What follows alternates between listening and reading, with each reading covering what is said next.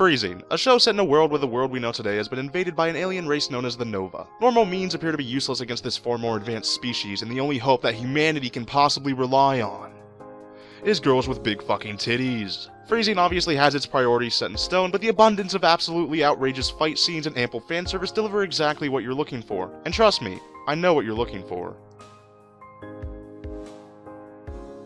Maji D Watashi Nikoi Shinazai, or however you pronounce that, the show that doesn't attempt to be something that it isn't.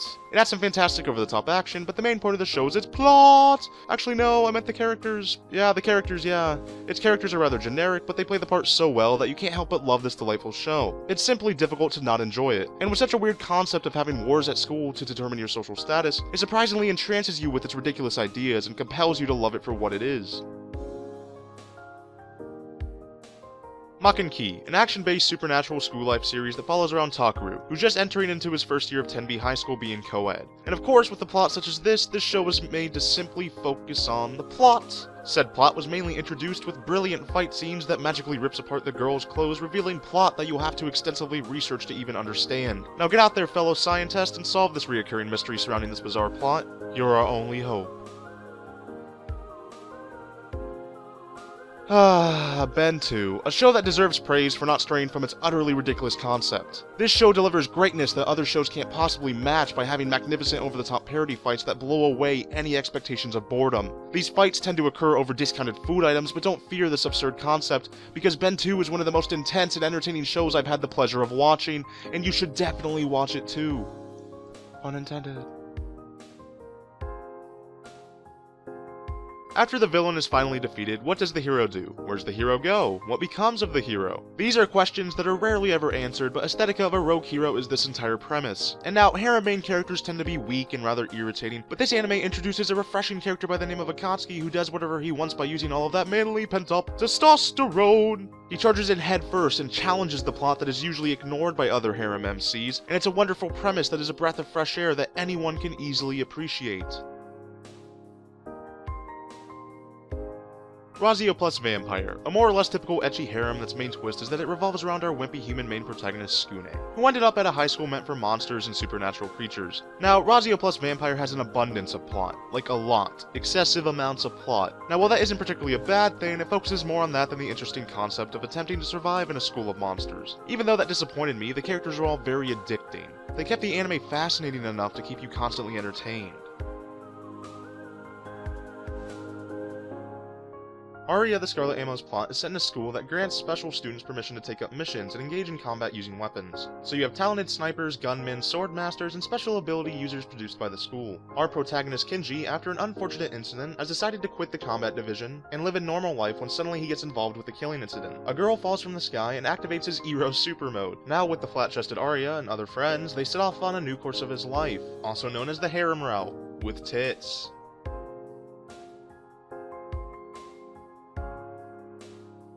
Eleven Eyes, an anime that seems rather generic until this group of friends is thrown into an alternate dimension where they must fight through this mysterious phenomenon that they've been forced into. With an ominous atmosphere that worked well with the twisted storyline, it effortlessly manages to keep you guessing and wanting to delve more into the mysterious world that it's so skillfully constructed.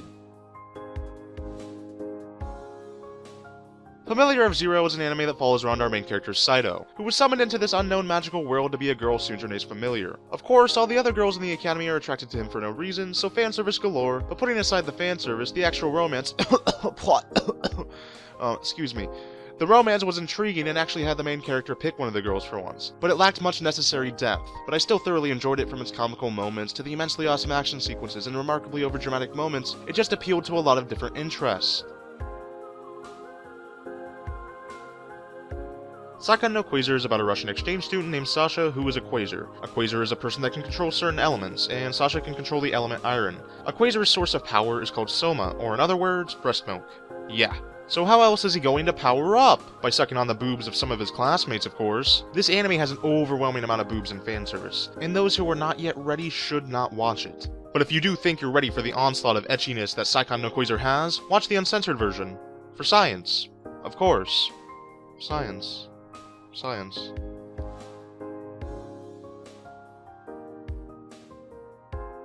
Horizon in the Middle of Nowhere, an anime that begins in a distant and somewhat bleak future where humanity has ascended into space but were then forced back to Earth after warring past their limits. After coming back to Earth, they find it in a devastated condition, and with such a serious sounding plot, Horizon shocks you by mixing humor, action, and romance together into a setting that you wouldn't expect to work. But it works so tremendously well. It manages to work because it has such an interesting and unique array of characters. And although Horizon isn't very thought-provoking or complex, it is exceptionally entertaining and amusing to watch.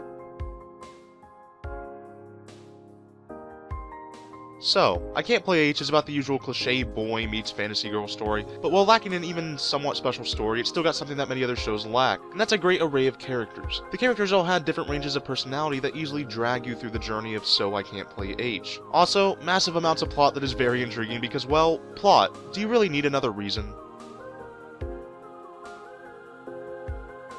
C-Cubed, an anime that revolves around a boy named Hararaki who one day receives a mysterious black cube from his father. The black cube actually ends up being a girl named Fear and she's cursed. So Hararaki, who's immune to curses, attempts to save this cute, innocent-looking girl. And while the story progresses, the story takes on a much more darker tone, and as everything spirals out of control, you find yourself utterly enticed by the demented C-Cubed.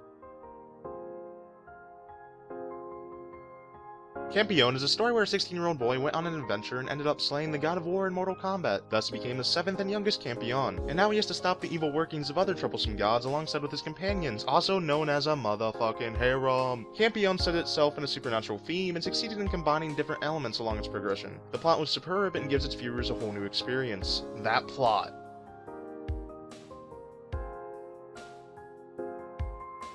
Sekirai, a battle royale between 108 artificially made life forms known as Sekirai. These Sekirai find their masters or Ashikabi and fight to win their wish. Sekirai does a great job of combining a lot of different genres together and making it work extremely well. Sekirai contained enough awesome action and drama that the overall story was good enough to have you watching each episode with anticipation of the next.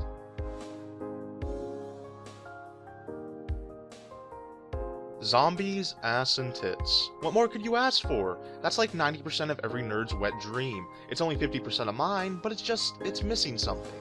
Something. I can't think of it right now. Regardless, let's move on. With a likable and cliché group of characters and awesome action sequences that keep you highly entertained, High School of the Dead delivers a well-made and fun-to-watch anime. It's incredibly entertaining to watch the group attempt to survive the zombie apocalypse, and also two more things. Amazing character development. Unexpected plot points. Tits.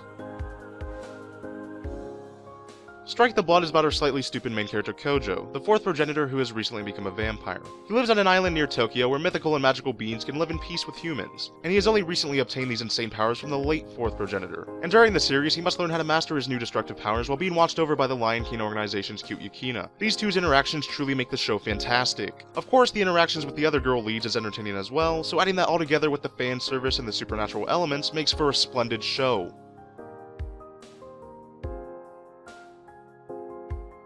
Date Alive, a series where our protagonist Shido works to defeat invading space entities by dating them. Hopefully you've realized that this show is a parody from that description alone. While Shido gains the love of these space entities, he quickly develops a harem of diverse personalities and various boob sizes, creating an ensemble of great characters who deliver a different twist to the harem genre and doesn't take itself all that seriously. Just an extremely fun watch.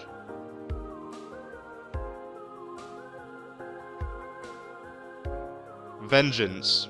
A plot point that is unarguably overused, but Unbreakable Machine Doll manages to expand on the concept much more than many other shows, thanks to the unorthodox pairing of our main characters Raishin and his doll Yaya. While seeking his vengeance, Raishin is owning his skills to become one of the most powerful puppeteers in the world. Astonishingly, the plot is actually overshadowed by Raishin's quest for vengeance, and creates a marvelous story that you don't see very often, and I would recommend not missing out on. A lot of harem and romance anime out there tend to fail at telling an interesting story. The Ambition of Oda Nobunaga has superb storytelling. It's based on real historical events that happened in the Sengoku era, where various famous historical figures were switched into girls. Our protagonist somehow traveled to this time and uses his knowledge of the time period to help the Oda clan unite Japan, resulting in a fantastic anime.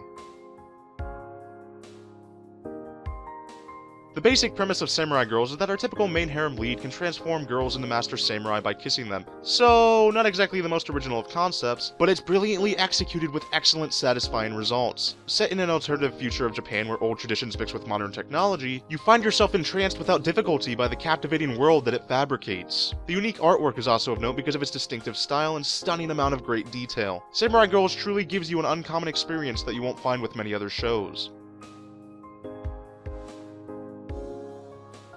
Heaven's Lost Property, the downfall of our main protagonist Tomoki's peaceful and quiet life. Heaven's Lost Property can be best summed up with flying panties, angeloids of all shapes and sizes, and karate chops that defy every possible law of physics. It's this over-the-top comedy combined with great art and characters that make a great show. It relies on wonderfully done natural character development, resulting in both a touching story and great ecchi and comedy moments that keep the viewer entertained.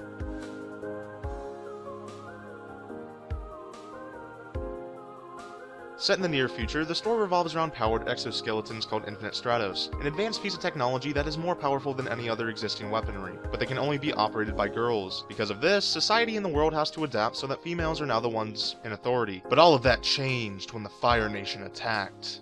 Whoops, wrong line, let me try that again. But all of that changed when our protagonist Ichika is found to be the only male in the world with the ability to pilot the machines. He is then forced to attend the prestigious Infinite Stratos Academy for his own protection, and now he must take on the harem route without any saves.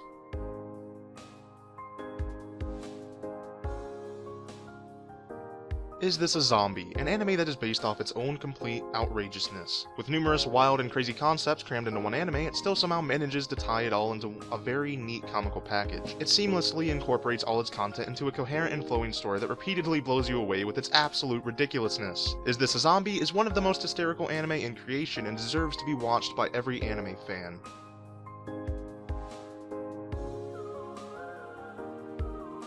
High School DxD, the most plot-driven ecchi show that actually manages to deliver a compelling and interesting story that makes you stick around for something other than the boobies. Yeah, right.